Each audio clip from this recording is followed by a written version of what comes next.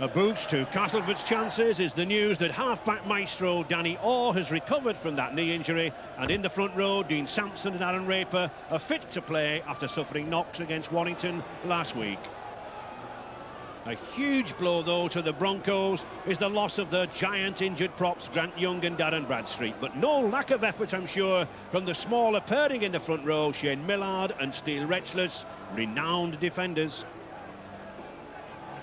Players trying to steady their nerves. They know the impact of defeat in a semi-final. It's at this stage when players really convince themselves that they can reach Wembley. Only Dean Sampson for Castleford and Sean Edwards there. Martin O'Fire and Hammond have appeared at the Empire Stadium before. For London, 7 years since Castleford's last appearance. London looking for their elusive first. Martin O'Fire there, one of the men who surely can grab a try or two to take them there. I well remember, Jonathan, the relief on your face at the end of a semi-final win some 6 years ago. Yeah, it is the worst place to lose, you know. If you win this, at least you go in there and then you go there to win. But you know, it's a terrible disappointment when you don't get a Wembley. And the thing is, you know, we're on about Sean Edwards' record. Not many professional players in this game actually get to Wembley, so it's a fantastic occasion. Certainly tremendous support for Castleford here, just 14 miles along the M62, but that won't worry this man here, Sean Edwards. Very committed, very focused on looking for an 11th final. Stuart Cummins, the man in the middle, in the last 3 Challenge Cup finals, bidding for a 4th one too. Just 38 years of age, very fit PE teacher. Sean Edwards, the most experienced cup fighter of all time, 10 Wembley appearances. And Adrian Vowles, the Castleford Player of the Year last season. He'll win it again too, I think, if he can lead the Tigers to Wembley. And a memorable day too for Sarah Rayner, the Castleford mascot, just 13 years of age. Little Robbie Smith in the background there, all the way from London. Good day out for him too. And Sean Edwards electing to play with the stiff breeze behind him, Jonathan. Yeah, after the disappointment of last season's semi-final, where they were blitzed by Wigan, as John Keir said, I think the first 20 is so important. And you know, Sean, very, very experienced, and you know, he'll want a good start. And you know, I think the forward battle cast just off the edge there, but if they get the ball behind, you've got you know, Fire and Timu, you know, Hammond and Edwards. It's going to be a fascinating battle against Danny Orr and Brad Davis, so it's going to be very, very exciting and a very physical first 20 minutes. Well, Martin O'Fire will not be looking for the physical, he'll be looking for the space on the outside. 4 appearances at Wembley, 4 wins and 2 Lance Todd Trophy awards as man of the match. He's in form too, 8 tries already this season, top of the list. And nervous time for the new Broncos coach, Dan Staines. We're underway. Broncos in their new red jerseys this season. And Castleford in the tangerine with the black chevron.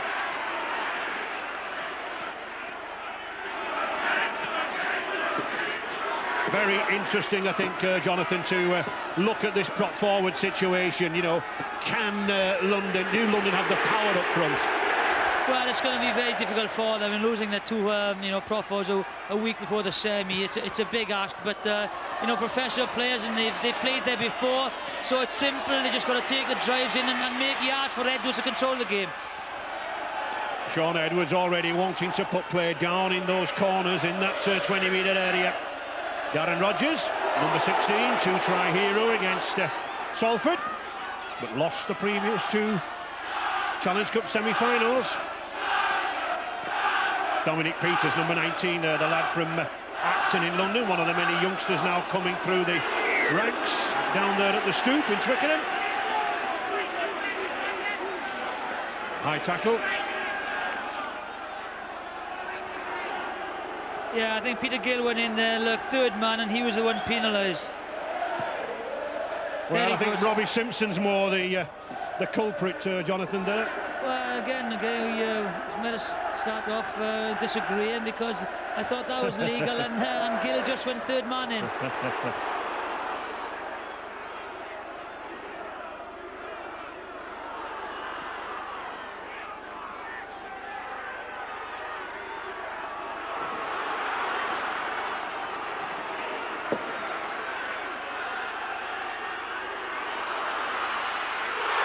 Bowles. Good run by Adrian Bowles out left there. Just can't get away. Good tracking there by Brett Wharton. But it's Castleford's first attack. Brad Davis. Tunks. Good, strong, charging run. I thought he really turned the game when he came on against Salford. Sampson, a good ball! Oh, Michael Eager is in! He's checking with the touch judge. Touch or touch and go? Touch and goal or touch. He wants to know, the referee. Gotta get him back. Getting a great play here. Sampson gets the ball out. Eagles there. Does he get it done? It's good defence. Tollett is in there. Retchless. Hits the flag first. That is not a try, right? I wouldn't give that as a try. Well, no doubt about it, Jonathan. He hits the corner flag.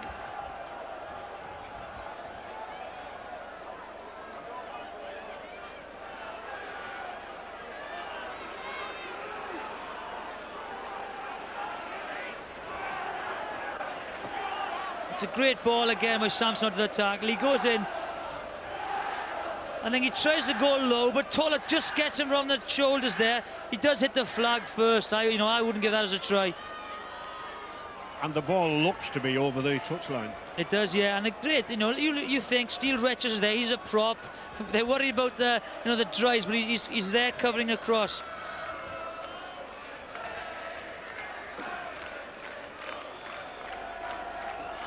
Well, it's a red light, no try, and I think a good, fair decision there from the video ref, David Asquith. Yeah, just once more. And look at the tackle. Tollett holds him up, just gets him into the flag. I think a worrying aspect for London there was, they drove in Castleford and how quickly they were to realise they were short on the blind side, and they nearly took advantage of it. Simpson.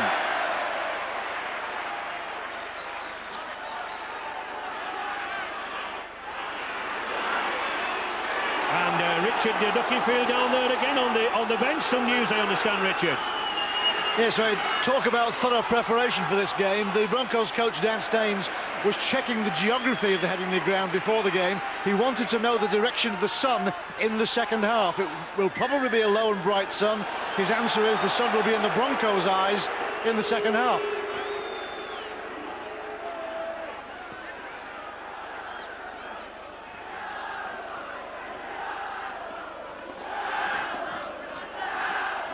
Offside. Brad Davis then to take the kick. Yeah, fair tackle, but they encroached.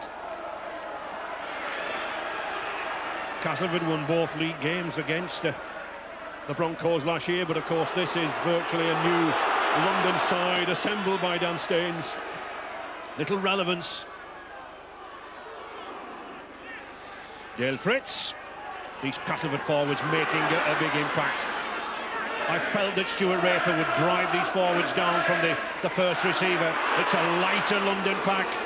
They've lost about 36 stone in the absence of Young and Bradstreet.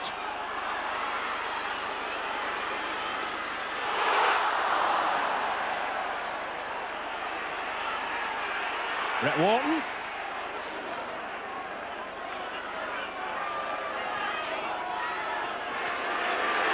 Peters. Another advantage again. You look, Castleford have got James Pickering as well, so they can rotate the props when they get tired. Here we go.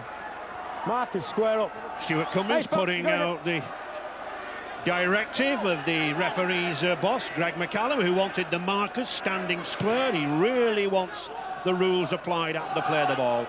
Been a little slack this year.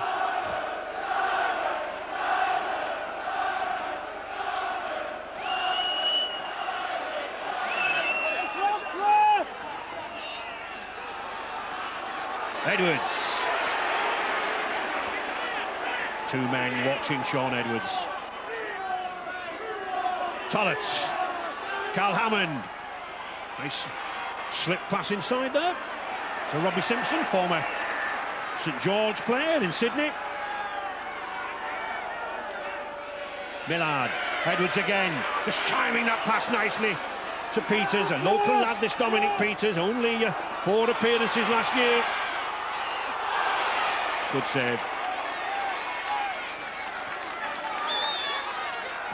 Flowers.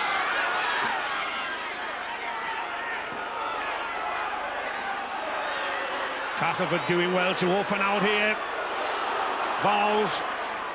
Again well held there by Simpson.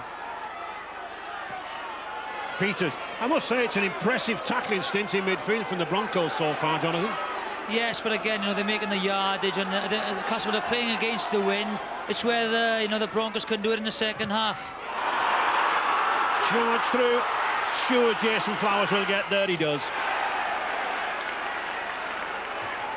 The work rate of this Steel Wretches is incredible. You know, he's made hit-ups, his defence, he's made a cover tackle, and there again, he's there for the charge down. Watch the chase. It comes out to the line. It's a good charge down. The kick was so powerful that it's gone dead. And the speed of the man for a prop forward, I mean, he covers 10 metres there very, very quickly. Well, it's all getting very, very quick now, this game, and you know, you tend to try and match up one-on-one with a prop forward on the back, but sometimes the prop is faster than the back. Well, we can see already 3 tackles made in just 8 minutes. Sounds amazing, but he made a massive 759 tackles last year. There he is again. Steel by name, steel by nature. Peter Gill, the one forward for the London Broncos with very good hands, good ball handler. Edwards, that's a good pass to Hammond. Good dummy from Hammond, he's got some space here now to John Timu. Good tackle there, tremendous tackle there by Sampson. Timu spotted the gap. Edwards, oh, should Edwards have passed it? Little knock on, but should Edwards have passed it, Jonathan? I'm only sure he had men on him. He couldn't get the pass away, so I think, you know, the last option was the kick through. If it had gone into the in-goal area, they'd have had the ball back. But great play by, Carl Hammond there. And there we see that big difference now in the two pack weights. Stoner man. Yeah, you know, the last 20 of each half, you know, that could be telling factor, but a knock on there, and they're under pressure again, Brad Davis. That's a bad mistake from the Aussie, Brad Davis. Scrum. Keeps the pressure on his team. Yeah, he's trying to get away before he'd pick the ball up there, Brad.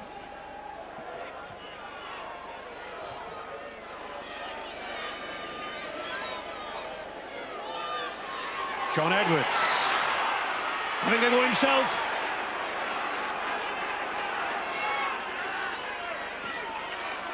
Hammond.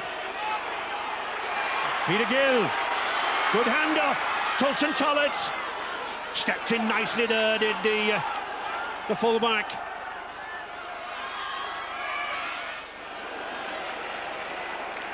Good tackling there again from Brad Davis. Carl Hammond. Hammond and Edwards working well here in midfield. London have got overlap on this side. Hammond again. Good long ball there to Fleming. Can't get it away, but again, tremendous defence there from Castleford. Edwards, the short pass. Hammond's on his back.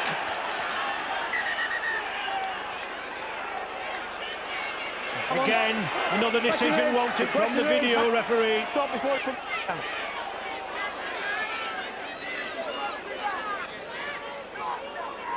Edwards and Hammond are working exceptionally well together. Watch the late run by Hammond. You know, he takes it and runs at Daniel. He's not the biggest lad, still on line. Rogers is there, just thinks whether to take the ball, but it's a penalty if he takes it. Well, I would say that's a try, Ray.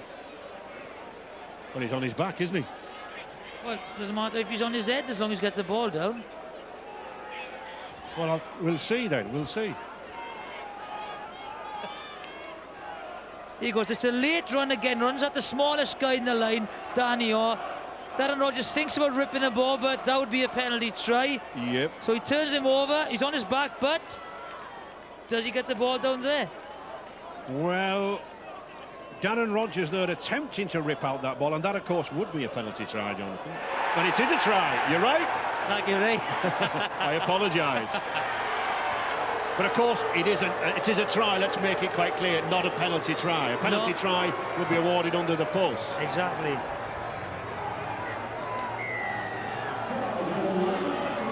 So, delight there for the Londoners who made the long haul up the M1 this morning. 4-0 for the Broncos.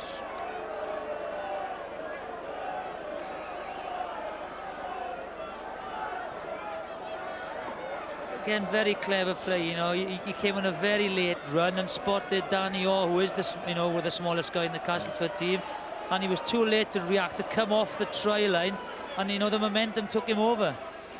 Actually, it's nice to see a pair of English half-backs working together. There's so very few in the game at the moment, Jonathan. Exactly, and they are working exceptionally well together. Brett Wharton here, signed from the Western Suburbs club in Australia. A 75% strike rate this lad has. John Kidd in the grandstand studio, we know how well he kicked the other week against Sheffield Eagles. And that's a beauty.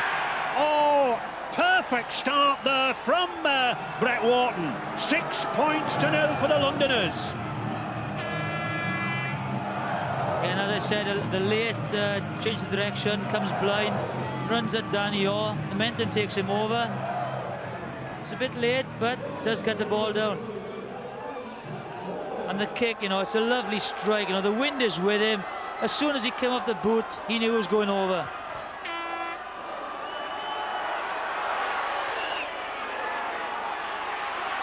Retchless.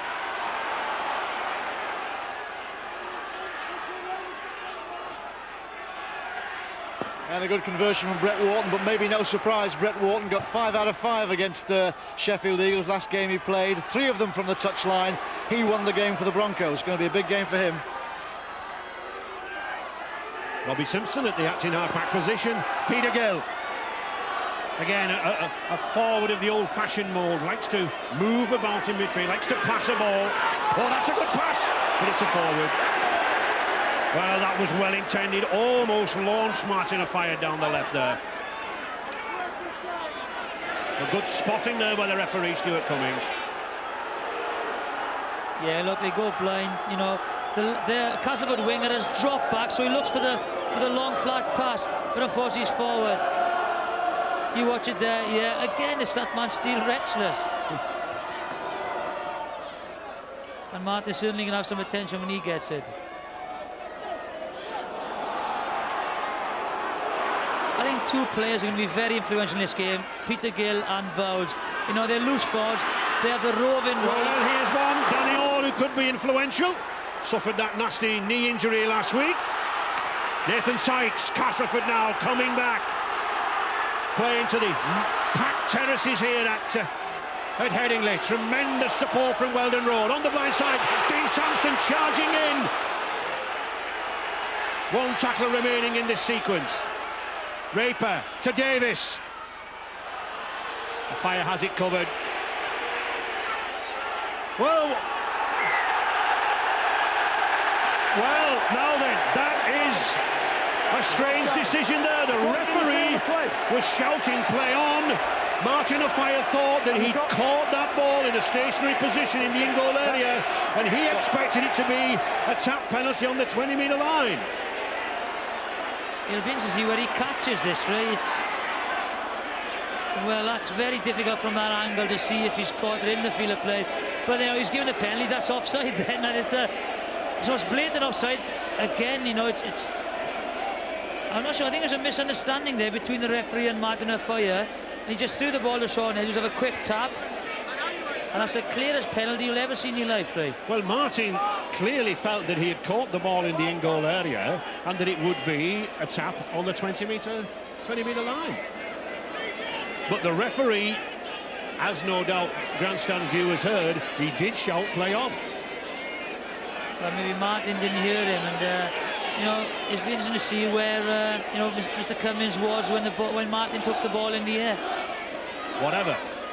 It's a chance for Danny Orr, and 2 points for Castleford. And an important 2 points.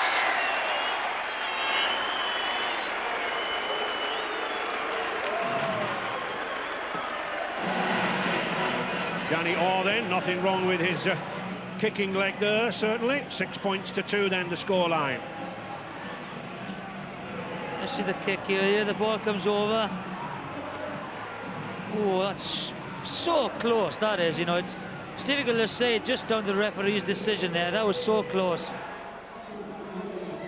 I felt he was on the line maybe when he took it, so it's the referee's decision. That's right, that's right.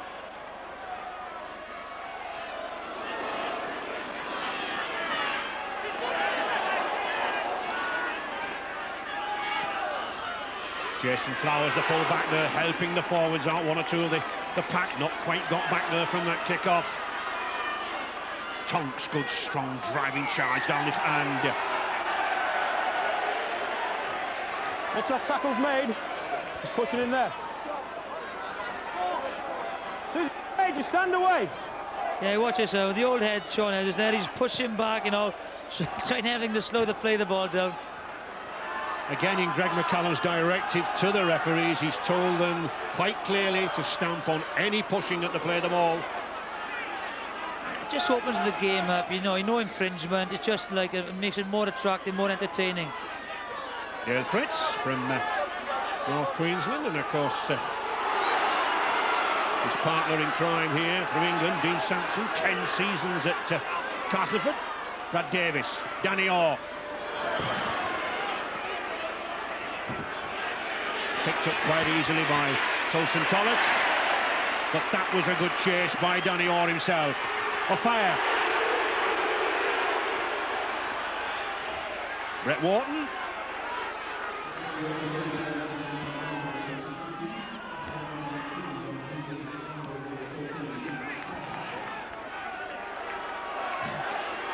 Edwards did well coming onto that ball there.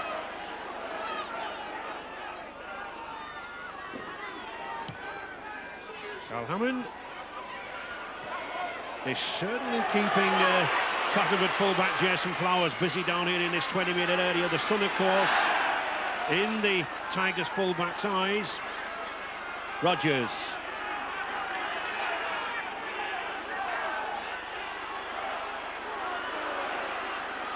Oh, good pass. But equally good tackle there from Tollett. Danny Orr coming more and more into the game now, probably nursing his knee. Matt Toshak coming on for Dominic Peters. These two prop forwards for Castleford, Sykes and Sampson, making good ground in midfield. Aaron Raper. And again, a good chase by Castleford, Jonathan. Yeah, again, but a very, very good kick, you know, he just held the ball up. Martin Afire coming away. Good burst by Afire, look for support. Ominously good start for the Broncos by Sean Edwards. He's dictating this game. There's a player who reads it better. He's not on the park today. Dan Staines says he lets Sean play his own game, a probing game. He likes that because he thinks the younger, less experienced players tend to back off Sean, and that's when he's very dangerous. Well, Edwards likes to control things, certainly in midfield. Oh, that looked a forward pass, but no. Afire with a chance. Afire going into the corner. Afire's in. It looked a forward pass in midfield, but it doesn't matter. A try has been awarded by referee Stuart Cummings, and it's Afire's 9th of the season. He just continues to score and score. The greatest try scorer, the English try scorer of all time. Only the Australian Brian Bevan and Wales' own Billy Boston in front of him. 10-2 for the Broncos.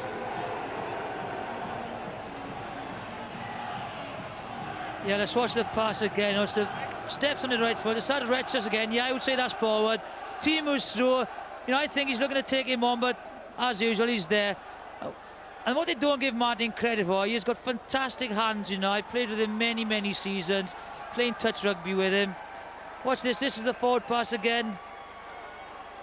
Oh, it's a line ball, I would say, slightly forward, but Cummings in a good position. And again, Timo makes a break. Good centre play, good wing play. Great finish. And as you say, good hands. Played a lot of basketball in his time, Martin O'Fire. Brett Wharton now from the other side of the pitch. Again, he has a strong following breeze. He strikes it, but just no goal this time. Well, Dan Staines doesn't look very happy, probably too nervous at this stage.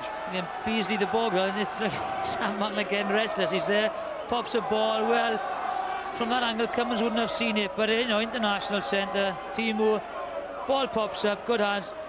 He reads the game so well, Martin, and I thought it didn't look, you know, as if he was firing all cylinders there, Martin, but at 75%, he's quicker than most people.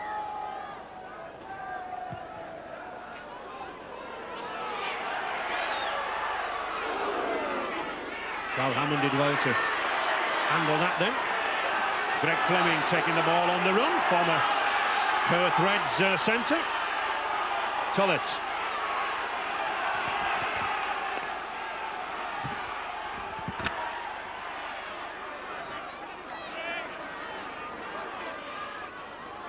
London playing very, very disciplined football around the ruck area, using the forwards in ones to bring the ball to the halfway line. Peter Gill, lovely pass inside. On the fifth tackle.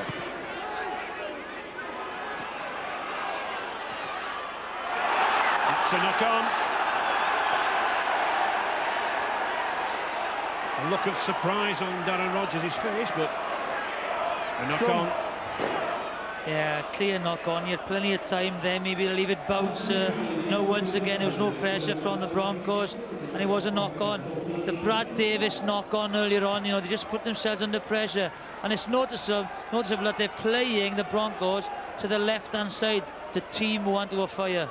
Big Fijian there, James Pickering, coming on for Nathan Sykes. Castleford in the very, very fortunate position, able to switch these big prop forwards around.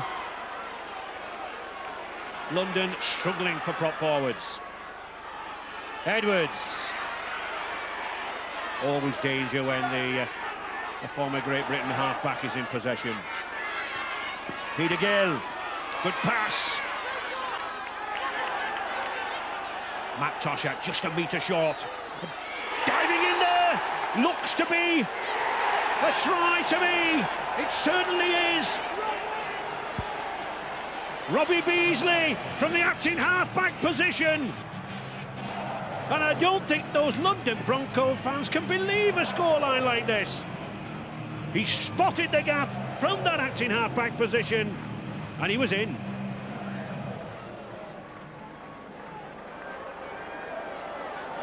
Here he goes low, drive. Pickering's there, bigger man. Great body position, he gets over, you know, quite easily, really. Can you watch him? Instead, they leave the gap for him there, which is a mistake. Momentum is with Beasley, and he takes him over. He's a very strong lad, Jonathan. You know, he has played a lot in the back row. He's a little bigger than a normal hooker. Yeah, but, you know, in that position, the Castleford defenders should have been, you know, on their haunches, crouched really low to try and get under Beasley to drive him back. Unfortunately, you know, he knows that they weren't that low, and goes low and he scores. Stuart Raper not very happy. Plans really not coming to fruition at the moment, but a long, long time yet in this semi-final.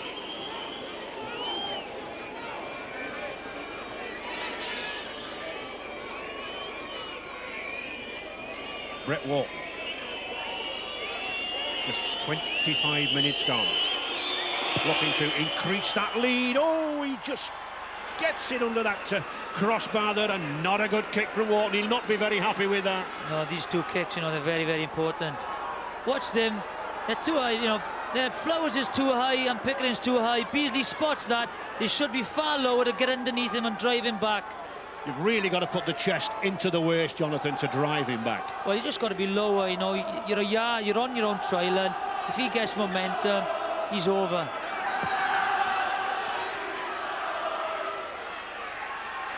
Hammond.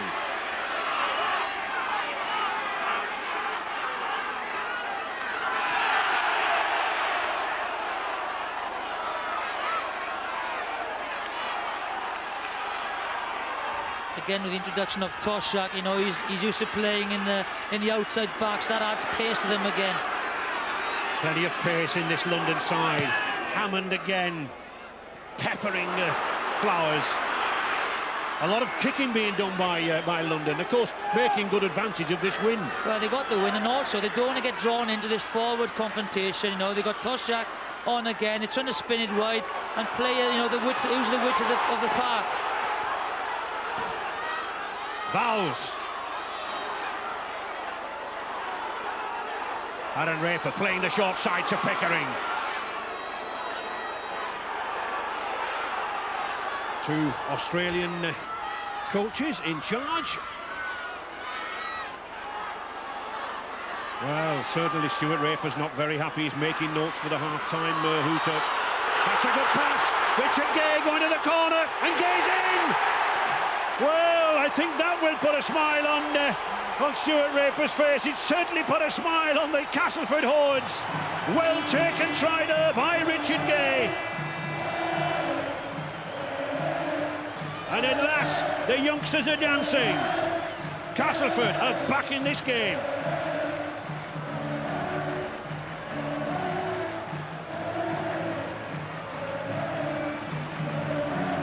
Yeah, the ball goes right. He just takes the ball to the defence and hits Maloney. Timo was ball watching there, and he got on the outside of him. Left Martin to find no man's land. That's a good try.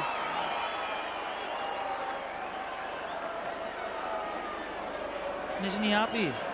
You watch this now. He takes the ball to it, and Timo just ball watches, and Maloney gets on the outside of him.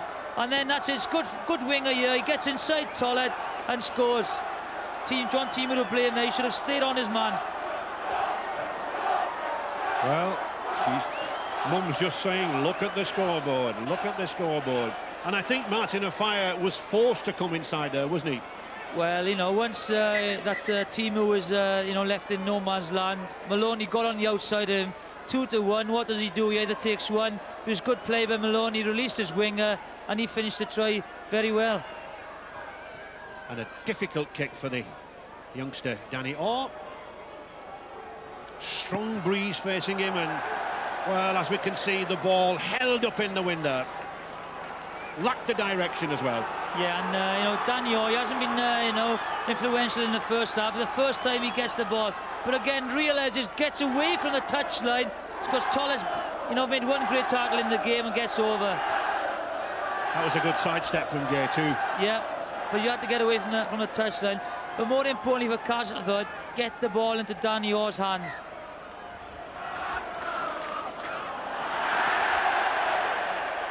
"10 metres, yes, a very, very clever kick there by the London Broncos.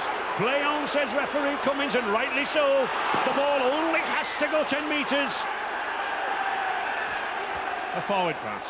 Yeah, good communication there between linesman and the referee. But watch this. Yeah, Raper's, you know, worried about he's calling for obstruction, but, you know, that's just a, you know, fight for the loose ball. Castleford's head and ball. Gay doing well in midfield there. Bowles, the skipper, looking to rouse his troops now. Make it back. Make it back.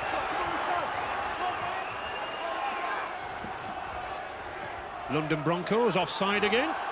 Not going back the statutory 10 metres. Yeah, that's lazy rain on the blind side, but just shows, you know, the possession the Broncos have, and they've used it. Good ball there. Oh!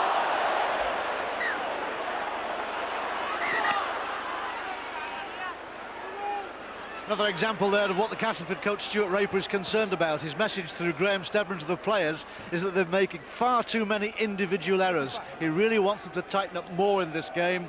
Stuart Raper says that they can offer a lot more, but the individual errors have got to go.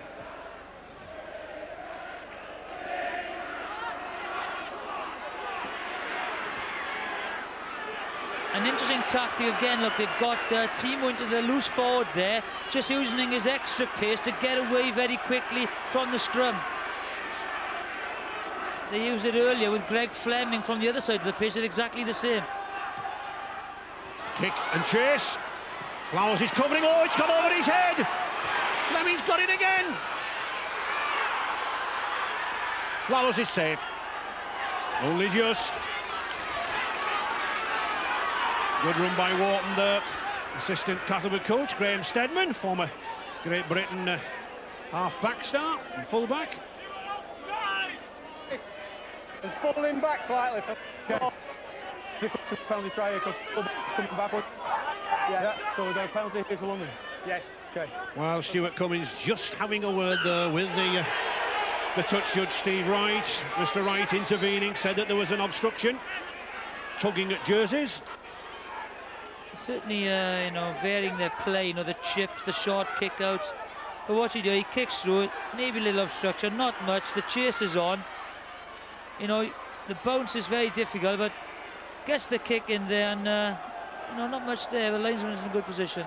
Nevertheless, London on the attack. Shane Miller trying to nip through down the short side. Peter Gill. Edwards, he's got players queuing up out here wide now. Simpson. Bowles has him. Very gritty player, Adrian Vowles, all over this pitch.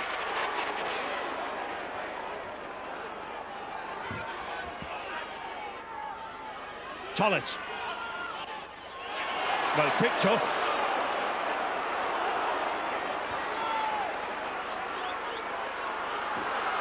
London, I think, made very little out of that section of 6, Jonathan. Yeah, poor, very poor. You know, no drives or nothing, and didn't try anything there.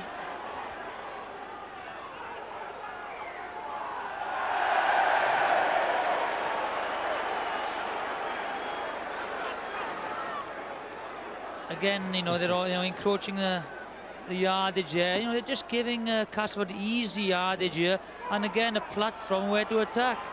Well, Carl Hammond having a few words to say about 10 metres. I wouldn't like to buy a carpet off Carl if he thinks that's 10 metres.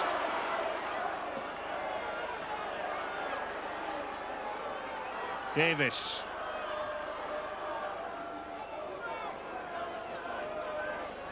James Pickering.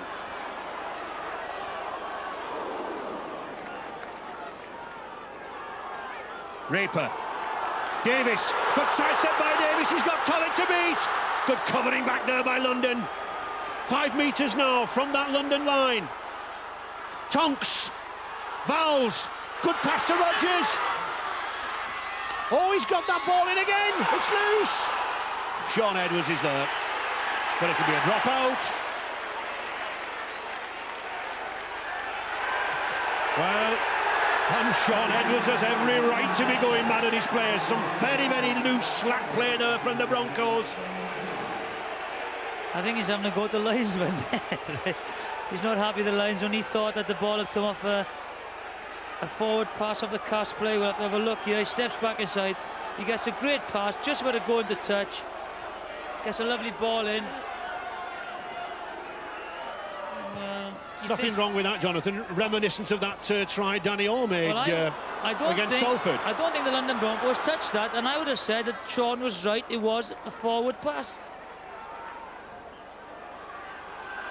Gail Fritz.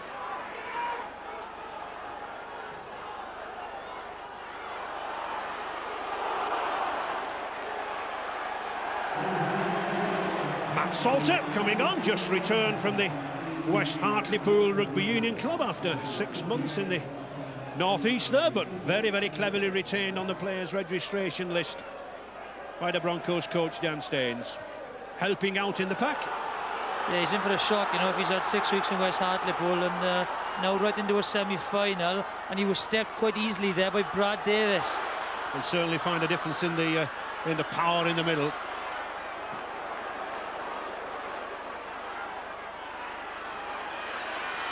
Vowles. Less than 4 minutes now in this first half. Castleford looking for a vital score here. Tonks. This young lad runs very, very well down this left-hand side. Danny Orr. Orr again. Peter Gill, number 9, are making no mistake. Pickering. On the 5th tackle. Aaron Raper. to Danny Orr. Danny Orr's got men out here now. Eagle's in, surely. He is. Michael Eagle in at the corner. And Castleford are easing themselves back into this game. It was that man, Danny Orr again. He spotted a gap, he went through it, and then the vital pass out wide. 14-10, the goal kick to come.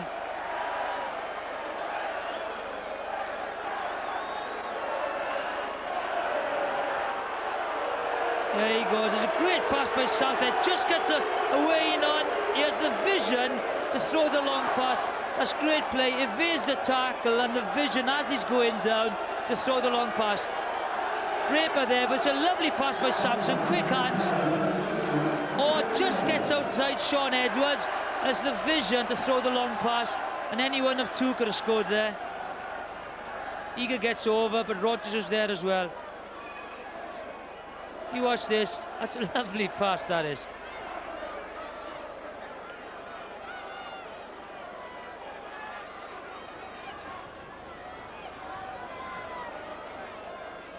Well worked, right. Yeah, back in the game. Danny Orr again, you know, he is influential for this, so influential for this Castleford side. Well, he's picked up the Man of the Match awards in the earlier 3 rounds and certainly heading for a 4th. Oh, and with kicks like that! With kicks like that, he must certainly be in the minds of the press who get the voting slips out near the end of the match. Superb goal here from Orr, a youngster oozing confidence. And kicks are so important, right? You know, London Broncos have missed 2, and they just can't afford to do it. And from 14 points to 2 for the Broncos after 24 minutes, just a 2-point difference now. Well, he doesn't look any happier, but he must be inside, Jonathan. Well, he's a lot happier than 10 minutes ago. But half-time is coming. Maybe he doesn't want half-time now. Sampson.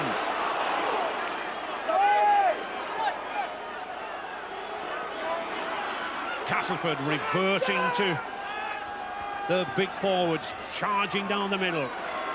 Davis. Martin of fire, just letting it roll into touch. It's not a 40-20 metre kick. So it's head and ball to London. He received the ball within the 40 metres, but a couple of strides. Martin does the right thing here. You know, leaves it bouncing so they can regroup. And the London Broncos forwards are looking tired at the moment. And as I said, Dretchless isn't as as strong in the game, and they can chop and change their forwards, the Castleford boys. And Castleford putting a good solid push on there. Stoneman difference, of course. It does tell. There's the hooter though. No time to continue with the scrum. Referee Cummins blows the whistle. The 40 minutes are over. Tremendous first half. All London in that opening 24-25 minutes. 3 tries from Hammond, Fire and Beasley. But haven't Castleford come roaring back with those tries out wide? Richard Gay and Eager. Up to more points, right down to the wire this game will go. Well, Castleford certainly had the momentum in the last 10 minutes of that first half, and they've certainly got the crowd behind them here at Headingley this afternoon. We're into the second half of this Silk Cut Challenge Cup semi-final. Castleford 12, London Broncos 14. We're back with Jonathan Davis and Ray French. Yes, as Steve said, a terrific 40 minutes for both sets of fans and the neutrals. But Jonathan, I just wonder, were the London forwards tiring in those final 5 minutes? Dan Staines only has 1 fresh forward on the substitutes bench, Dean Calloway. He's only 13 stone. Fellas like Dean Sampson, they're 16, 17 stone. It's a tall order, isn't it? Yeah, again, you've got Gail Talek, Pickering, Lynch, to come on to rotate the forwards. But also then you've got Vowles, to go up. And they've got no options in the London side. And it is going to be difficult. As John Keir said, if they give penalties in this half, with the wind behind them, they'll have great field position. I just fancy Castleford this half because they didn't start, you know, very, very well. They were caught them cold, and they won't have the same opportunity in the second half. The two coaches, Raper and Staines, have made no changes at half-time. Anyway, I must confess, I'm inclined to think that one piece of brilliance will settle this tie. But could we go to extra time? Who knows? Just 2 points the difference then. 14-12 for London.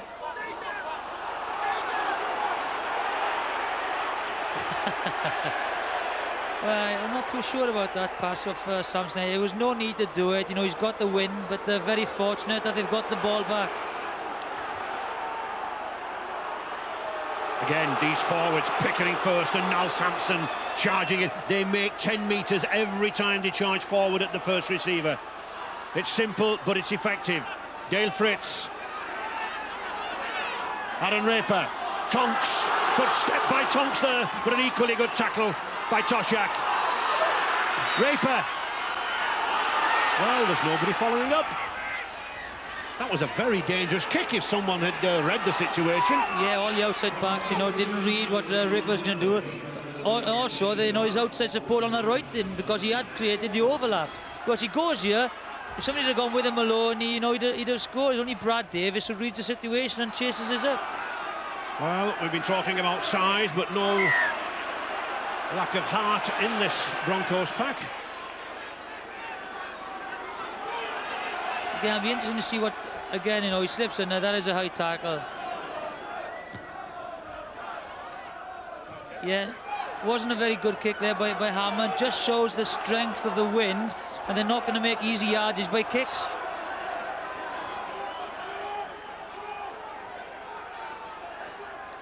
Edwards to Tollett. Tulson Tollett toured with the Great Britain side in '96 to New Zealand.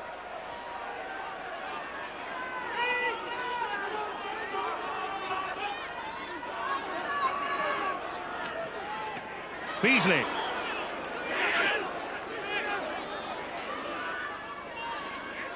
John Edwards. Millard.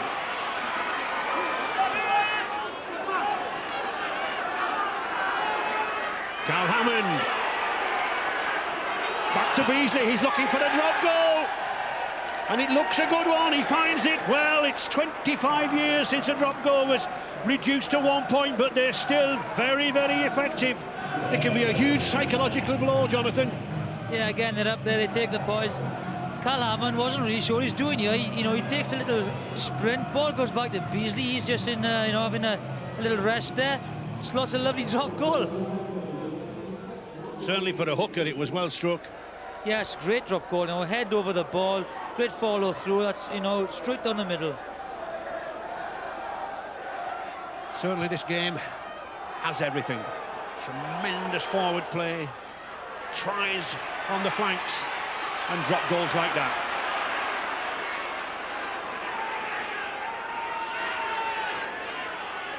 Tollett.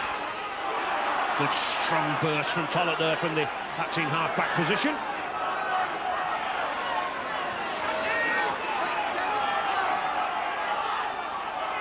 Well, the Broncos coach Dan Staines, as you might expect, gave his team a very stern talking to at half-time.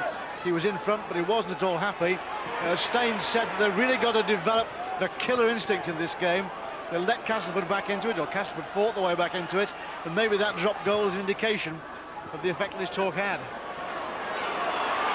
Yes, a lot of responsibility on Dan Staines. 19 years in rugby league. The London Broncos, they started as Fulham, then the London Crusaders. Only a Division 2 championship on the honours board.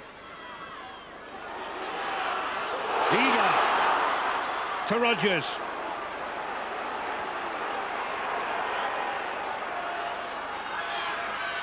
Fouls. These Castleford forwards really making inroads into this London defence. There's Dean Sampson. On the fifth tackle. Danny Orr, delicate little chip kick. Oh, well read there by Tollett. He was perfectly positioned. He judged the bounce. Good play there by the Broncos fullback. Yeah, but Dan Staines will be worried, the momentum that the Castleford forwards are now getting. They're just making easy yardage. and they do look a very tired defence. In a sense, London have got to move the ball well away from the middle, haven't they? They've got to play to a fire on the wing. Yes, they have to. You know, you've got the great half-back partnership, and then you've got Toller, Timo, you've got Toshak on, you know, in the forwards. They have pace everywhere. Hammond. Robbie Simpson.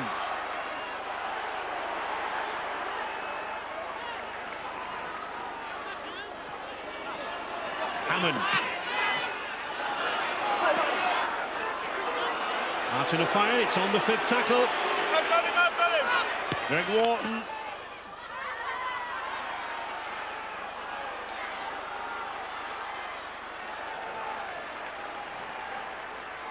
Some good strong runs there from Dean Sampson, and a lot of tackles made by that prop. You know what they say, Ray, you know, the forwards get you to Wembley and the backs winning at Wembley. They do. It's the old adage, isn't it?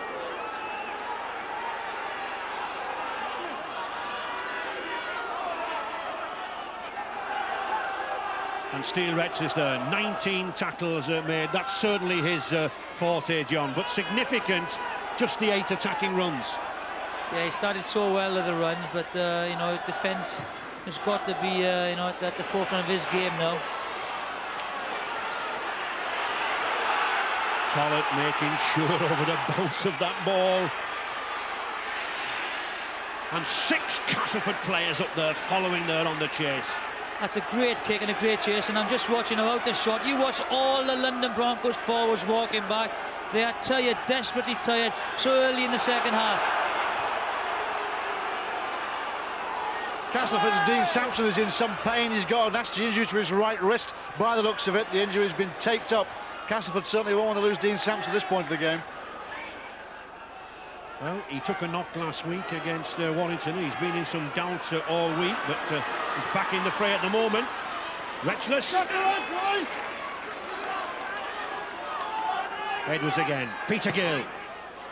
Oh, he's not really allowed for that strong breeze. Knock on. Well, player. No advantage there on that kick, on the 2 knock-ons, so a handover. Tonks flicks off Sean Edwards as if he's not there.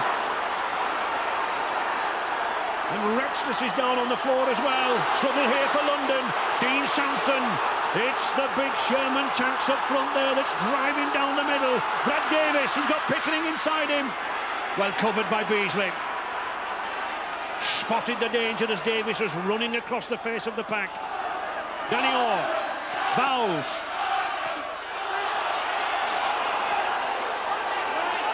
Good shuffling defence there from London. Just look at those 4 defenders in our screen at the top corner there. Danny Orr, that's a tester for Tollett. Oh, he takes it superbly. Yeah, lovely kick and a good take, but the chase was dreadful, you know. For such a good kick, it was a waste. There was nobody there competing for the ball, and they had plenty of time to get there. London having difficulty getting away though from this 20-metre area. Yeah, this is where you need your forwards, especially your front rows, to take the ball up, and when you're against the wind, it makes it difficult to kick as well. But London are leading, 15 points to 12.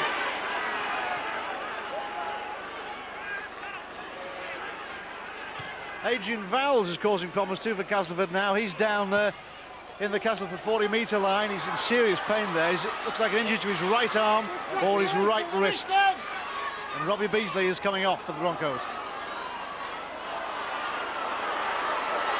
Francis Maloney. Well tracked there by Carl Hammond.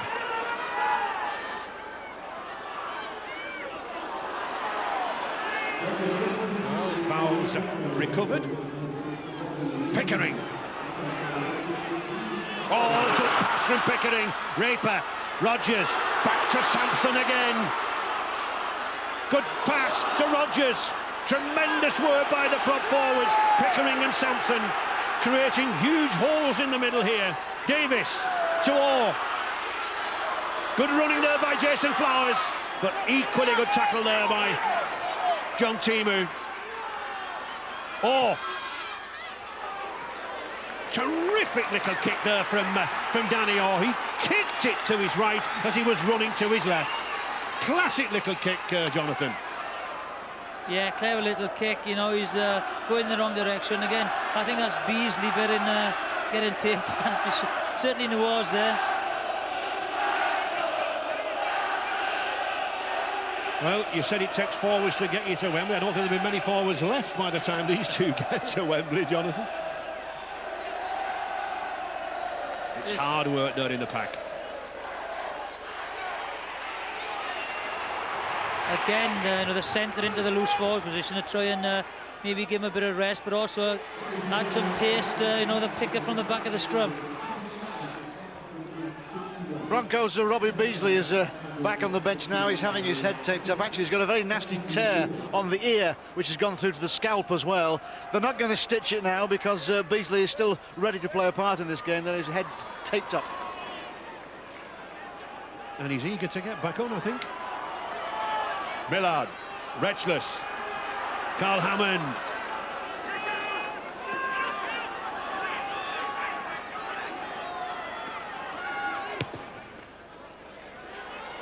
That's a tricky kick for Flowers. It was hovering in the wind, but he took it well. Yeah, but it does make it difficult for the kicker, they aren't making much yardage. Possibly against this strong breeze, would there be better kicking along the floor, Jonathan? Well, it's going to be difficult because, the forwards aren't making the yardage. And I don't think, the kickers... Sean isn't a great length kicker, and the pressure's on Carl Hammond. But yes, he needs to keep the ball under the wind to get some yardage. Stuart Raper able to spell these forwards.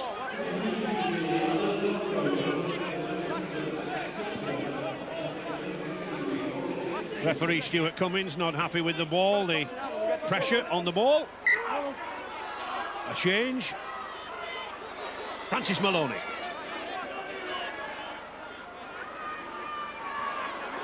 Gail Tallick, the French international second row, and he's lost the ball. Hammond.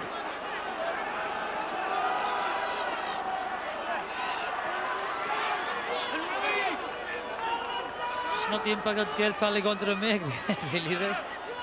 Shane Millard.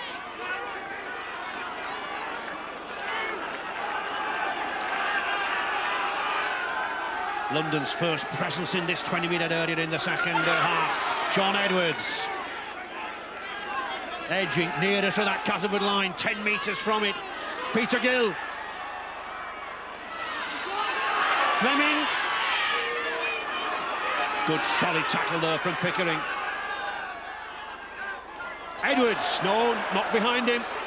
He got support from Hammond. Carl Hammond, he's got one man to beat. Good tackle. On the fifth tackle. Carl Hammond, does he know what to do? Gets it out wide here. Well covered. The ball grounded in the in-goal area. So, a drop out under the post. Yeah, lovely weighted kick again. The prop forward. Just a lovely kick in, well-weighted kick, and they get the ball back now.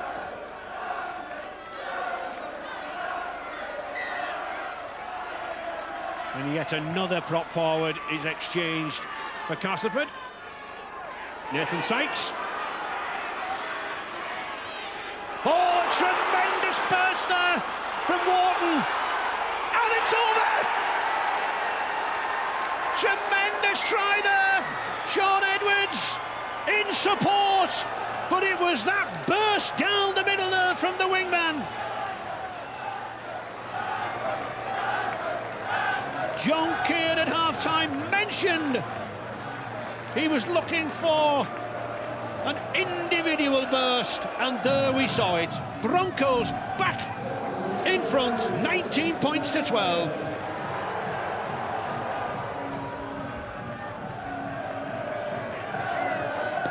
Yeah, Steph falls over. I'm not sure if that's Aaron Raper, gets him, but there he is again. One of the best support players this game has ever seen, Sean Edwards, on the shoulder. Great try. I think I was Warden that comes off on the right wing, makes a break, steps through. Sean just gets there. Great determination from Edwards there, the highest scoring half-back in the history of the game. If any young player, you know, young school kids is watching this game and wants to pick up on support play, you just got to watch Sean Edwards throughout the game. You just watch where he is. The sense of, you know, the ball turning up in different situations is incredible.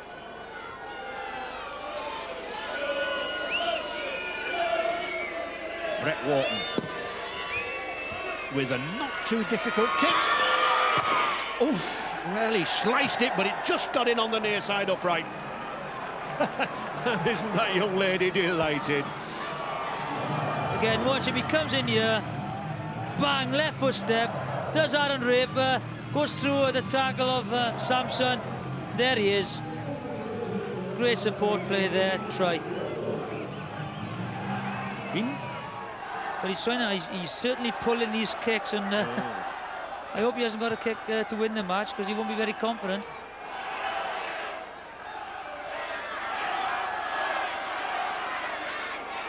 Steel Red says surely he must be a candidate for man of the match, this lad, by the time we get to the 80 minutes. Well, there's plenty of time to go yet, Brian.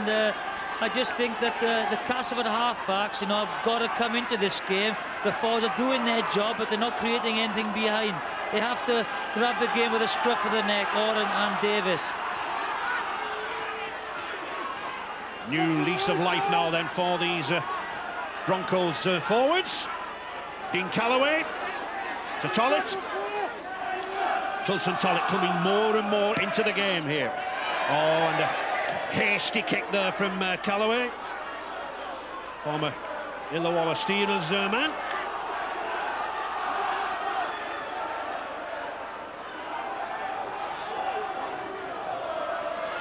Sykes.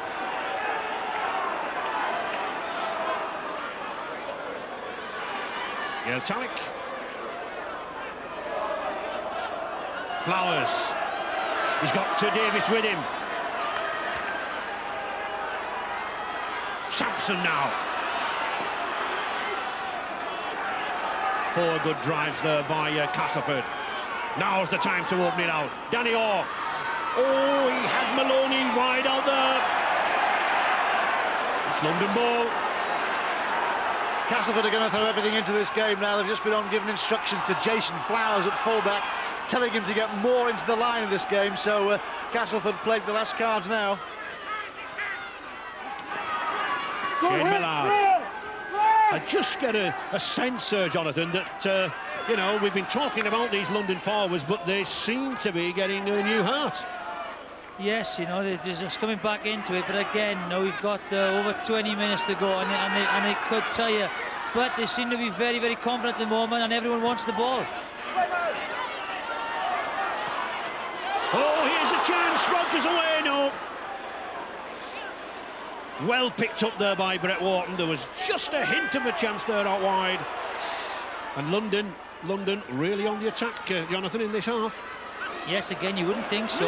You think that the Cass, you know, would have more possession, but they're keeping the ball, and you know, the kicks aren't going as far, but this, you know, the possession is very, very important. Good pass from Raper, and well-timed run there, coming from deep from Gail Talik. Sampson. Eager. Oh, it's picked up again by Raper. He's got Rogers there into the corner, and Castleford are back again. Darren Rogers over at the corner. Twice he's failed at the semi-final stage with Salford. He doesn't want to fail again.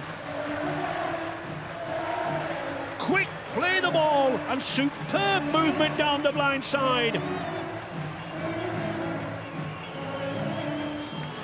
His match isn't over by any means yet. Yeah, Raper is exceptionally well. He goes the blind. Sampson offloads. He goes in. This is where the bit of luck comes. Off Tollett's head. Again, the support play by Raper. And Rogers has the easy run in. But you need a bit of luck to go through in some semi-finals. And that could be the piece that Castleford have had. It's a great run again. Raper's there in support. Comes off Tollett's head. Raper's there, and it's through.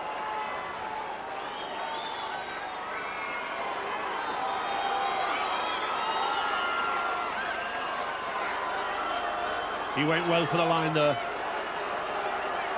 He said it's his third time going for Wembley and he wants to get there desperately.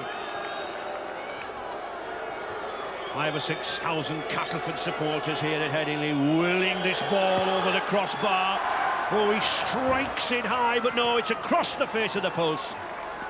Just the 4 points there from Darren Rodgers. You know, Samson does well, holds the ball up. Good to play. This is eager, chips in, and watch Rapers behind supporting. You know, if you support, you get the look at the bounce, and then there's a lovely pass to Rodgers.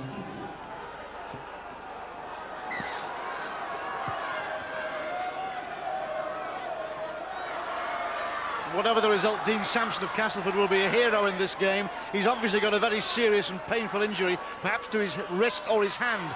It looks to be fractured actually, but Dean Sampson has agreed to stay on the ground. His right hand is almost useless, but he's playing on. And as time ticks down in this second half, Jonathan, how valuable might that drop goal be at Robbie Beasley's? Well, you know, I think 5 points in front. Might need another one to make it so another 2 really, but it's a bit early to say yet, right? Oh, that looked a forward pass. It is. Referee Stuart Cummings there just having a look at his touch judge. He nodded his head. It was a forward pass. Yeah. Again, good play, you know, good communication between the touch judges and the referee. The touch judge spotted it, and that, you know, forward pass. And a handover on the 6th tackle.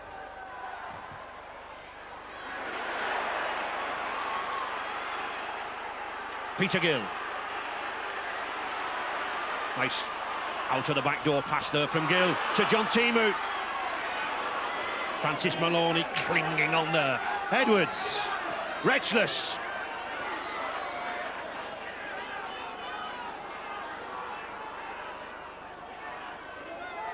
Carl Hammond just can't quite get away there. Time and time again he's looked to employ that dummy. Fleming.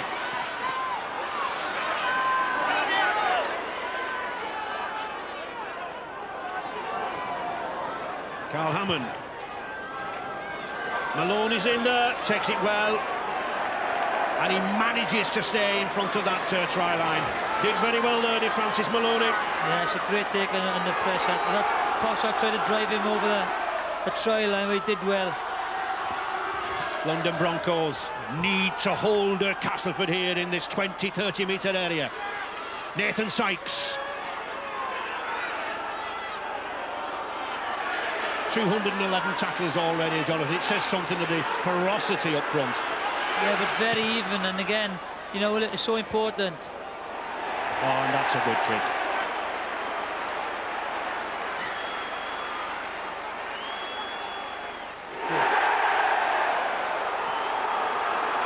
That is a great kick, you know.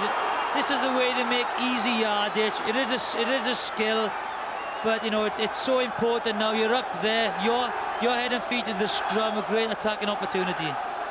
And it just shows how important is this new 40-20 metre kick. You know, if you kick a ball in your 40 metre area into the opposition's 20, you get the head and ball. Kicking is a skill, you know, and it should be appreciated, and you know, it comes back into the game. Brad Davis. Castleford now looking dangerous, looking strong. In the final quarter. Sampson charging in despite that injury. Brad Davis. Oh, he's got men on the outside here. Danny Orr. Richard Gay going at the corner. Oh, Richard Gay. Has he got that ball down? Tremendous cover from the Broncos.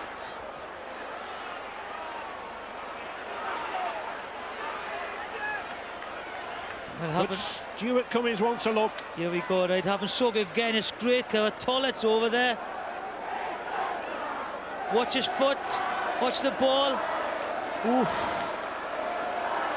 That is that is a close call. I'm glad I'm not making this decision. Ball in there. Well, the video referee, David Asquith, behind Jonathan and myself, has to make the decision. It's difficult, isn't it? It's a great hit here. He definitely gets the ball down, whether his feet are in touch or not. You see the ball hits the floor there. You can't see his right leg, but the ball goes down before his left leg hits the flag. But I can't see his right leg. You just wonder if his right leg is on the floor. From that shot, oh, this might clear it. Hang on. Try. I would give it a try. You can see the right foot there. Doesn't hit the flag. I think I would give it a try, Ray. I think I would tend to agree, Jonathan. Certainly he seems to put the ball down before he hits the flag. Well, Mr. Asquith had a couple of easy tries to give. No. We'll see what he does here. That's down. But it does show the benefits of this video referee. Yes. And he's given a try. Tremendous roar all around here from the Castleford fans. Good decision from Stuart Cummings to refer to Mr. Asquith here sitting behind us. And I think the right decision. 21-20. The Beasley drop goal the difference. But the conversion to come. As John Keir said, you know, Richard Gay finished his first try extremely well, but he does even better with this try. It was a, you know, tremendous cover tackling by the Broncos, but he did well to get that ball down.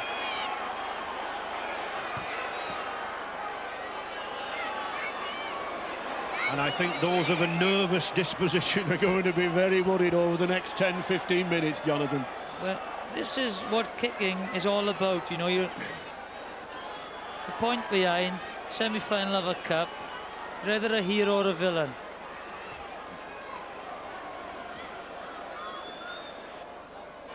Danny Orr perching the ball very high on that mound of sand. He'll try to get that instep right underneath the ball. These modern day kickers tend to glide the ball over. The ball very, very light these days. All in step work. Oh, no. Across the post again. So, 1 point the difference between these two sides. 21 points to London Broncos, 20 points to Castleford. 12 minutes remaining, a place at Wembley at stake.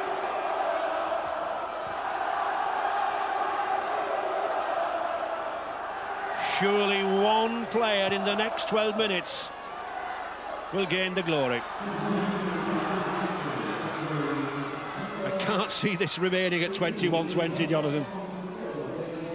Well, the London Broncos will be happy if it remains this way, but you know, it's 12 minutes is a long time in a game of rugby, and anything could happen.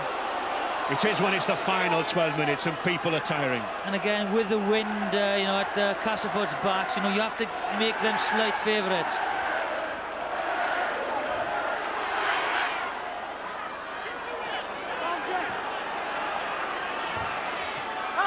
Raper playing that blind side again. He likes to go down the blind side, doesn't he? And very often he puts the kicks in.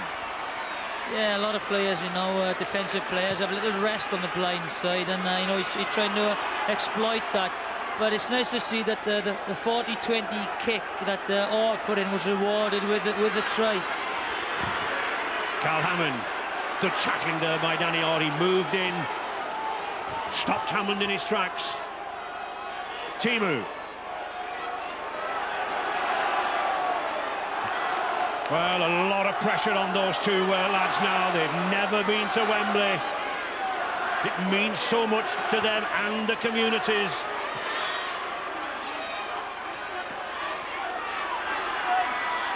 Oh, Flowers, he's knocked on. Oh, and he knows the mistake that he's made. Poor Jason Flowers, he's had a good game so far. As you and John Keir said, you know, it could be one flash of brilliance, but then again, it could be one mistake, and could that be the one?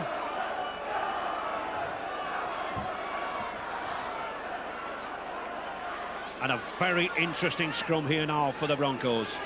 Just 10 metres from the Castleford line. Edwards is eager to get that ball in.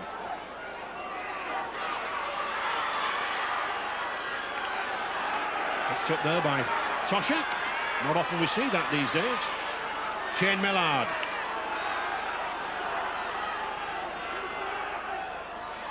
Edwards. To Hammond. To Fleming. 14 stone the centre, but he couldn't force his way past all there. Callaway. Edwards again. Weaving, dodging, darting about. Can't get away. Well picked up there by Castleford. Lost ground, in fact. Peter Gill. Millard. Oh, he was looking to get that ball away. We're on the last tackle. Carl Hammond. Short pass. Gets it back to Hammond again. Oh, he's lost it. I just wonder, would it have been worth London Broncos having another attempted drop goal there, Jonathan? Well, I'm not sure. I thought that they had to go for the try personally, and great defence by Castleford.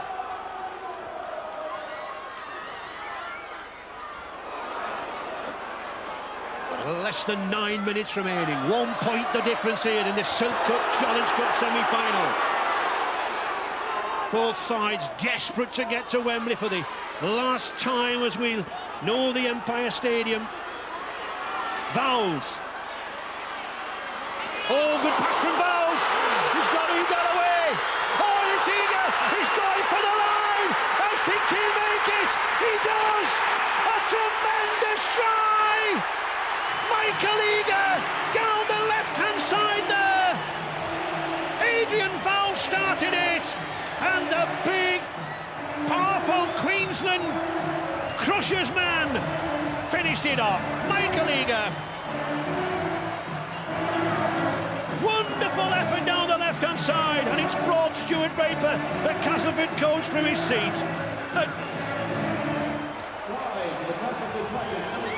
24-21 now for Castleford. This was the one piece of brilliance. Watch that pass. That's a fantastic pass, that is. And then, you know, a bad tackle by Tollett, but great stepping, and with plenty of support there. Like, Rogers wants the ball, but he can make it on his own. But the pass here is absolutely fantastic. It's over this right-hand shoulder, blind pass. Egan skips past Tollett, and then it's a foot race, and he arcs away from the defender. A great try. A tremendous pass, Sir Jonathan, but also let's give credit to Eager. He really had to go for the line, didn't he? He had to beat Tollett, he had to outpace Wharton. Yes, that is a great try. Can Danny Orr tack on the 2 points? Castleford have been behind all throughout this game until now. And he gets the goal, and Castleford are in the lead for the first time in the 72nd minute. 26 points to 21. 5 points the difference. A try and a goal. It's not over yet. Watch this pass. He goes there, he gets in. That's a fantastic pass, you know. Egan had no option, you know. The crossfield run by Vowles had cut the space. He had to come inside, over the shoulder. Great step. And he knew he wasn't passing to anyone there. He knew he had the legs to score.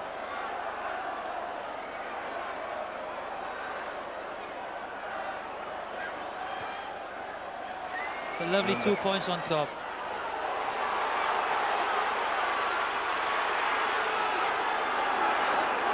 Five points the difference then. 6 minutes remaining, and certainly 5 points is a target that London could pull back. Salter. Oh, he's in touch. Well, I wonder, has Matt Salter been in rugby union for too long there? Did he forget that possession is 9/10 of the law in rugby league? Well, that's good gang tackling there. They push him towards the test line, and out the shot. Sean Edwards was absolutely fuming.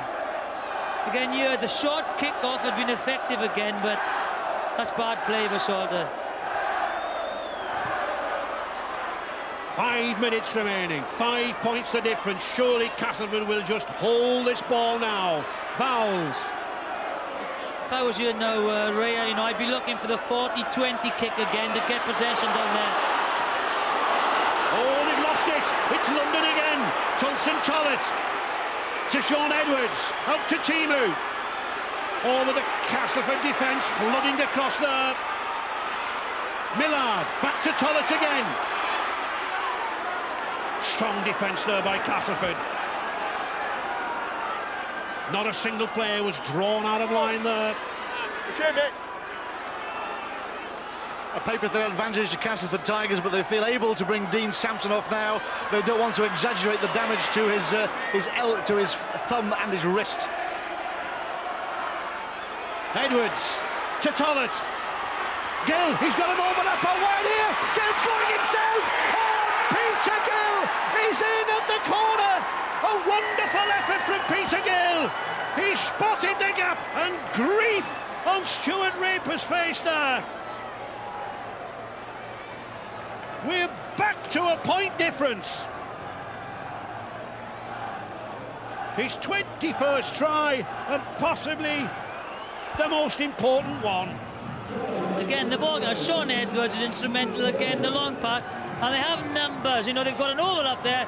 Peter Gill shows the ball and goal. He's a big lad. He fends off and goes for the line.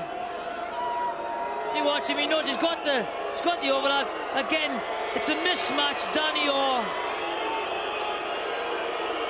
the big lad on Danya, just fends him off, steps out to the tackle and a try.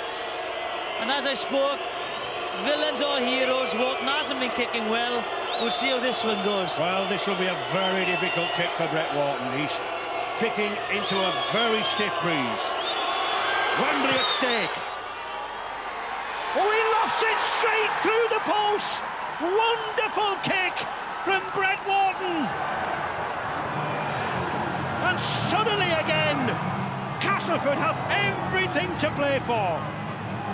London Broncos back in the lead, 27 points to 26, and just look at that strike, Jonathan. The difference between this kick and the previous kicks was he stroked that. He didn't try and hit it hard, he stroked it straight through the middle. Good follow through.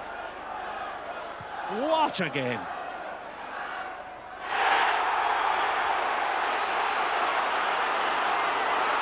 That's another mistake. Would you believe it?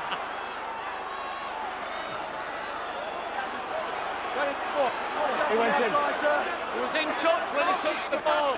Down on the ball. Strong. Hold on. Mr. Cummins still having a chat there with the touch judge, Steve Wright. Yeah, all right. Right. Did he catch the ball or did the ball bounce before he got to him? I think the ball bounced before he that's all I need to know. Okay. He's asking there if the ball bounced before, because if he had took the ball on the full with his foot on the touchline, the ball had been out on the full. Let's watch it. Yes, it bounced in front of him. It's a knock on anyway, or it's Castleford ball, whichever way you look at it. 90 seconds remaining. 1 point the difference. 27-26 for London. Brad Davis to Bowles. London here tackling for their dear lives. This will be the longest minute for these two rugby league clubs. Brad Davis going for the line. Almost lost the ball. I would go for a drop goal here last minute, try and go into extra time. Flowers. A metre from this London line. He's going for a drop goal. He's Danny Orr. Oh, he's got the drop goal, I think. Yes, he has. It's 27 apiece. Seconds remaining. And it's a tie. And the Tiger Man is dancing around. It's 27 apiece. Superb drop goal there from Danny Orr.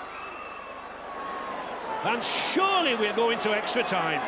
As I said, Ray, the drop goal gives you an extra, 20 minutes or so to go into the final. And if Danny Orr was thinking that, that's great level-headed play for such a young lad.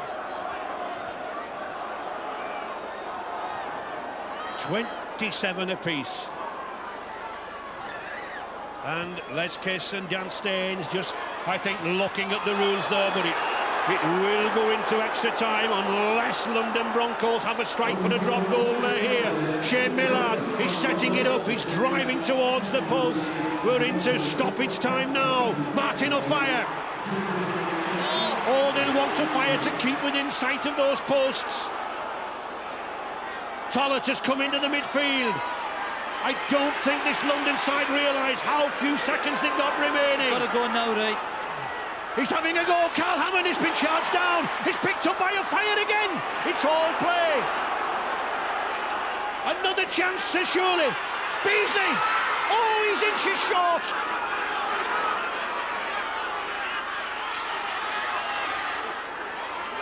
The seconds ticking away. The timekeepers with their fingers poised over the hooter.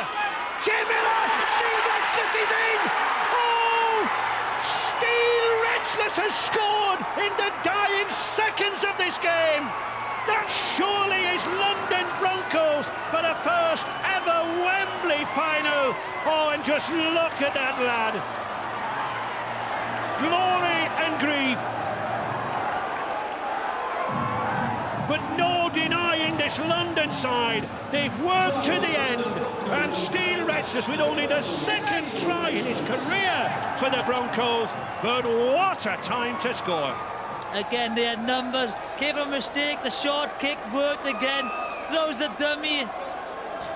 Too much pace. You watch him here. They've got numbers there. Change direction. He's too close to the ruck. I think that's Lynch. Throws a dummy. It's a bad missed tackle there. He should have gone wider.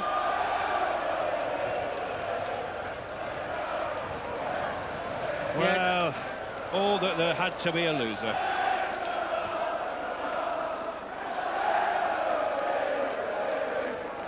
What a time to score your second try. What a time to score any try. It's no consolation to Castleford that they scored more points than any losing side in any semi-final, beating Featherston's 22 in 1995, but that won't matter when they get back to that dressing room. And there'll be less pressure on this kick. Brett Wharton then. And as you say, Jonathan, not as much pressure on this kick as the previous one, but the same result. 2 points from Wharton. And that young lady, she can't believe it. And there it is. The hooter has gone. London Broncos reach the first ever Wembley final. 33 points to 27. 19 years in rugby league, and I'm sure those pioneers in the 80s, like Reggie Bowden, Roy Lester, Bev Brisbane and Ross Strudwick, would congratulate Gan Staines. And just look at Sean Edwards there, how much it means to him to go back to Wembley for an 11th time. Wonderful effort. I think of all the times he's been to Wembley, you know, this would be his greatest achievement, to get the London Broncos to Wembley with no prop forward. You know, he worked so hard today. Him and Hammond and the forwards, you know, you've got to take credit. It'll be a great advertisement for the game, but, you know, that's no consolation to the Castleford players and supporters. Well, and just look at Dean Sampson there, finally forced out of the game with that serious injury to his right arm. Tears and sorrow, but not for the Londoners. Robbie Beasley, that to try and that to drop goal that meant so much in the end. Sean Edwards then, whose second home seems to be Wembley. Robbie Simpson there, number 23, you wouldn't think he'd just won a Challenge Cup. Carl Hammond knows what it is to go to Wembley. Steve Retzless, the man of the match. Congratulations, that was some performance in the end.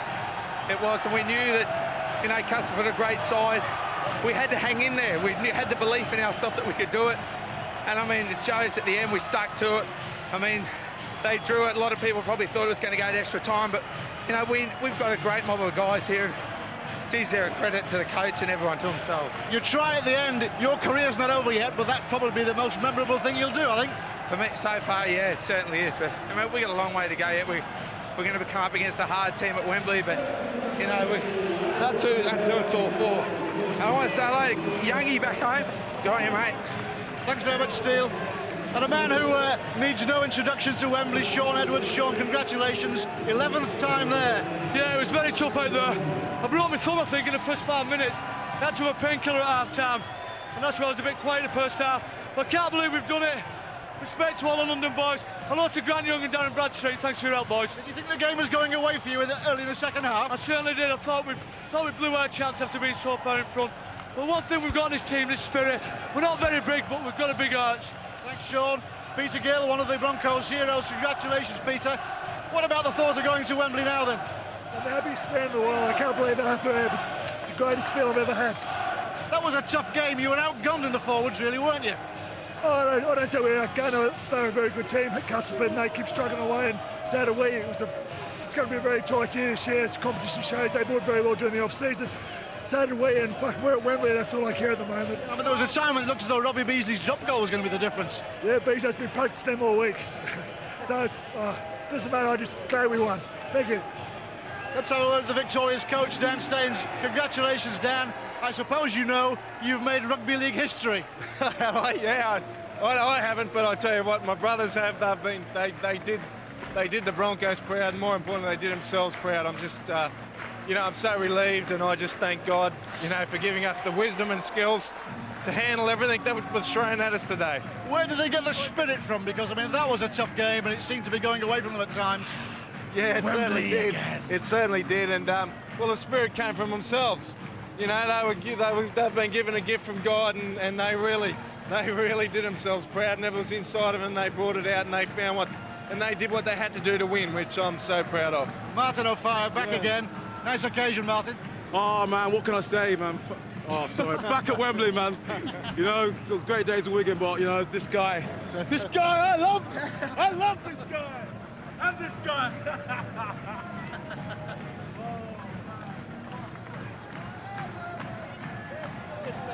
Well, Martin O'Fire has been through so much in the sport of rugby, but John Keir, that means so much to him, doesn't it?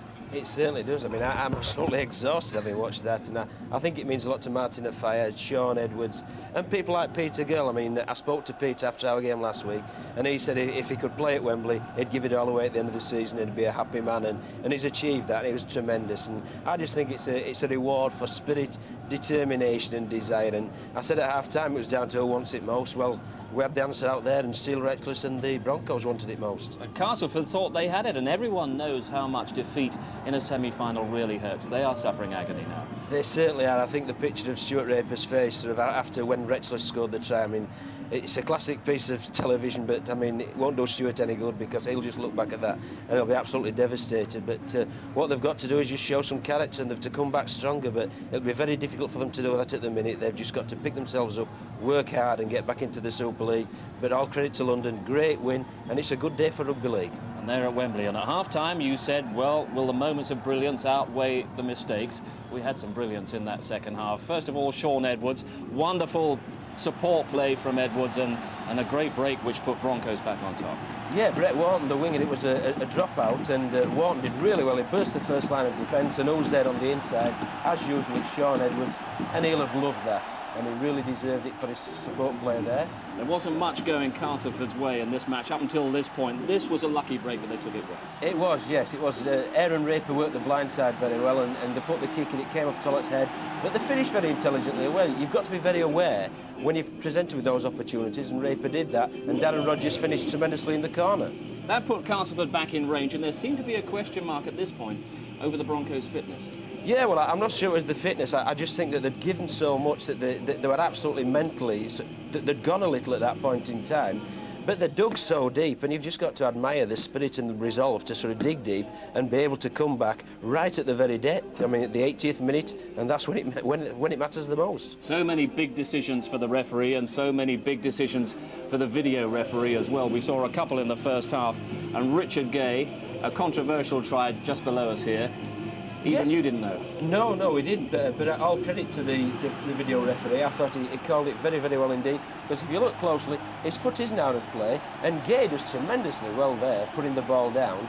Because there's nothing wrong with Tollett's defence, but he just wants this try so much, and you can see there that there's the determination, it's etched all over him, and he reaches over, and the video referee's got it exactly right. I think we've got to give a big rap to sort of Stuart Cummins and all his officials, because game, didn't he? They certainly did, and I think they contributed to this classic.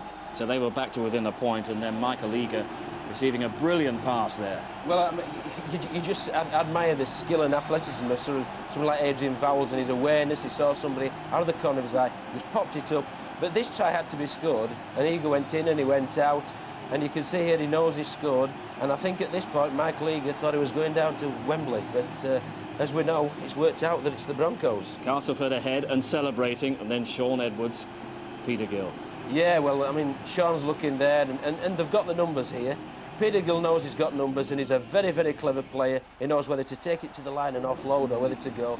And it's a superb fend, and my word, he wanted that. And then Brett Wharton, after kicking in differently, he withstood the pressure, and he just stroked the ball straight between the uprights, and that was a massive kick, that one. Danny Orr's drop goal had us thinking, well, fairly confidently of extra time, and then Steele Retchless, already named man of the match, came up with this. Yeah, well, they'd worked it, and obviously I think everybody thought they're going for the drop goal, but Robbie Beasley goes to the blind side. Obviously Retchless called for it, he felt they'd got numbers, and he just got to the outside, and it's not the most graceful of dives, but my word, he'll get 10 out of 10 from the Broncos fans for that. Wonderful, wonderful match. Broncos at Wembley, who are they going to face, do you reckon?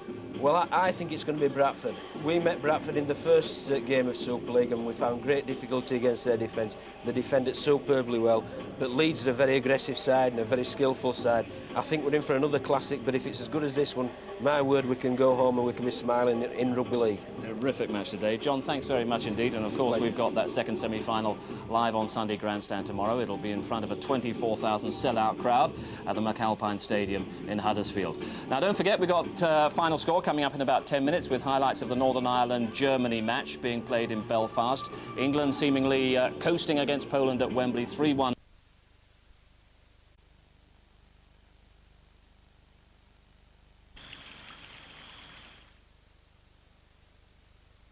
Do you know, every Easter, there's only one thing that my lovely old granny really looks forward to, and that's a delicious Terry's chocolate orange. Box. No, she likes boxes. She collects them. Terry's chocolate orange. It's not Terry's. It's mine. Right, I know what I'm doing. I'm having a fixed rate endowment. No, I'm not. I'm having a variable rate with cash back. No, I'm not. I'm going down the pub.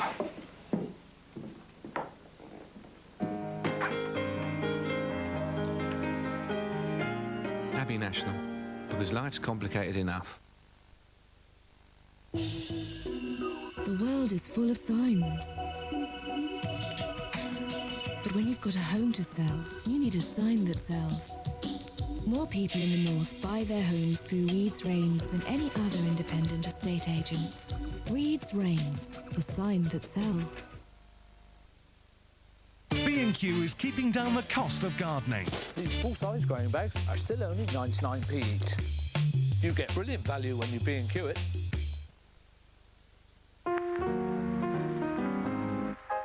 I can't believe that he just did that. You know, he had no right. What a sad film.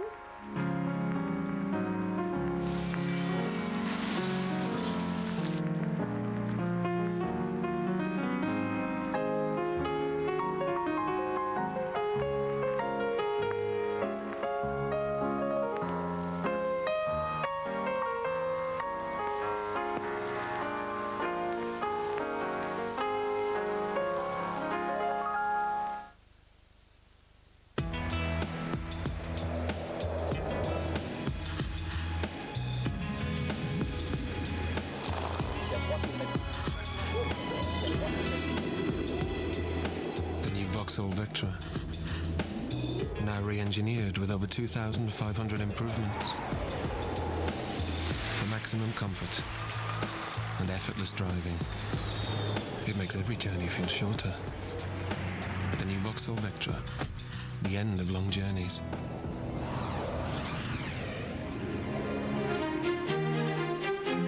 Vauxhall, raising the standard.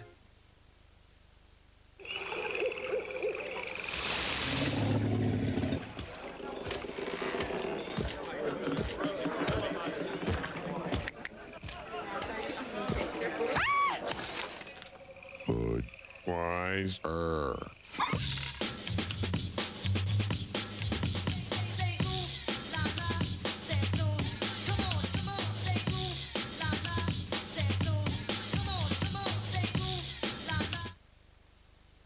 This is my old kitchen, and I'm bored with it. This is Ronseal Paint and Grain. It's called Paint and Grain because all you do is paint on the base coat, slap on the top coat, comb, and grain. Easy. And it works on most surfaces. So, if you fancy a change, use Ronseal Paint and Grain. It does exactly what it says on the tin.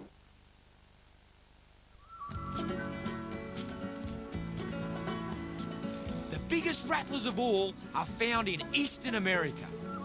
Our search for them starts in the Appalachian Mountains. These forests are a dramatic contrast to where we've come from. It's amazing that rattlers have managed to adapt to such different environments.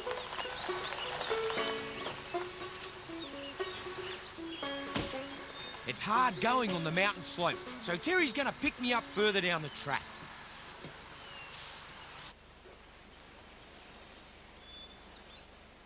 The Appalachian Mountains are home to a unique religious sect.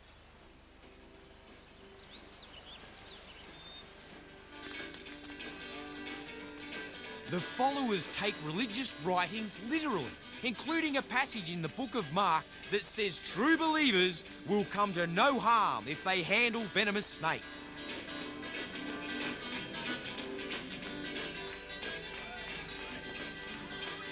It's a practice that began at the start of the century.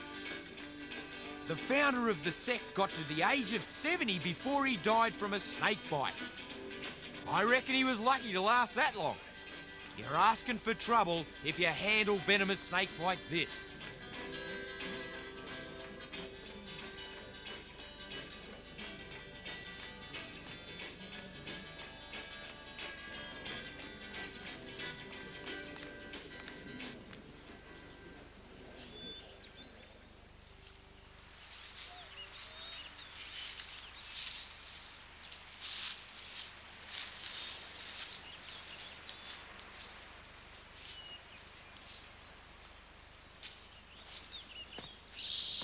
That's what I've been listening for.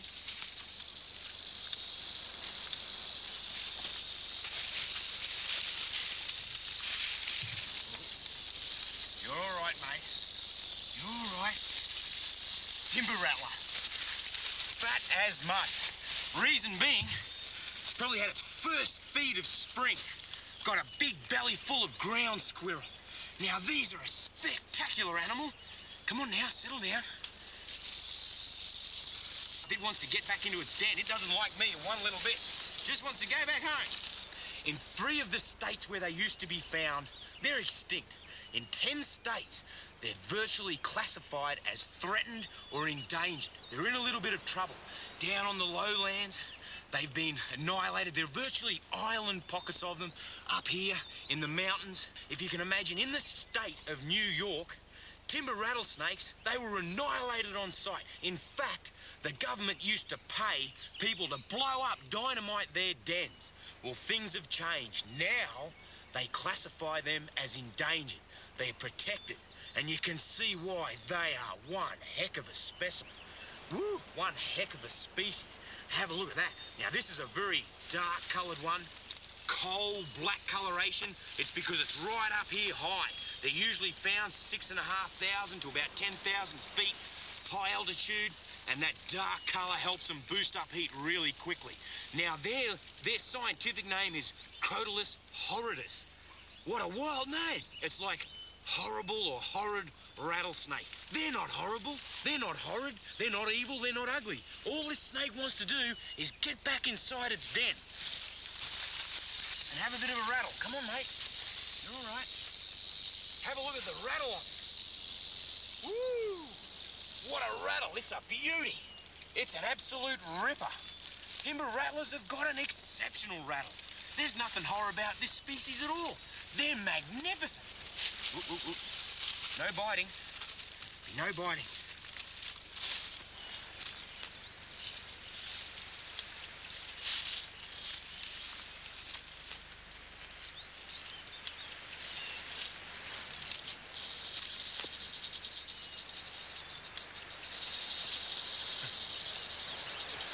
Here's another one. This is unbelievable. Tell you what, you want to have pretty careful placement of your feet. They blend into these leaves really well. And they're not running away from me. Now, just using its forked tongue, there's its den right there. And it's a big one. It's a real big one. Have a look at the size of this one. What a whopper. I tell you what, these snakes are quite prolific up here on the Appalachian Mountains. They know exactly where their den is. That forked tongue, they know exactly where it is. In fact, 2 miles away, they know where it is. They can just track straight to it. Watch this. He'll go straight back to the den.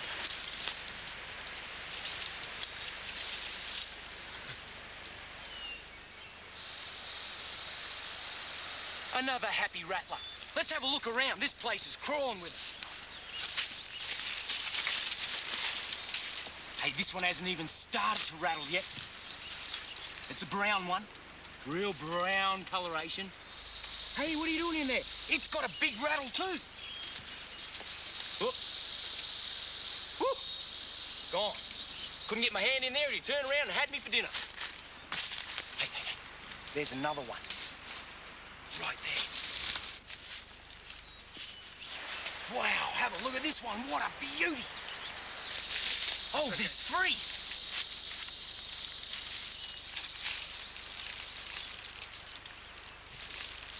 Oh, oh, oh. Oh, there's another one there. 4 of them. 4 of them, and they're the dark form, too. Exactly what we've been looking for. Come on, little one. How's that? 4 in one spot, all dark. Come on, mate. You're all right. Oh, you're a bit unhappy. Come on, then. Come on, buddy. There he is. Little dark one. How's that? 4 in one spot. Woohoo! Happy day. Have a look at this one. You're all right, mate. And fat as mud. There's a good little rattler. And this is a little fat female one. A little girl one. You know, the fascinating thing with the female timber rattlesnake is that they may only reproduce 2-3 times in their entire life.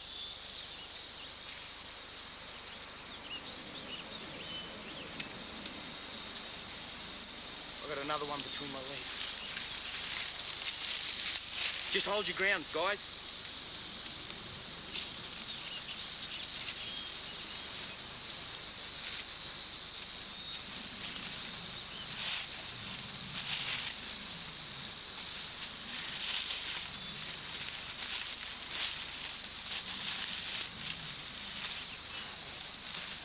I'm coming down there.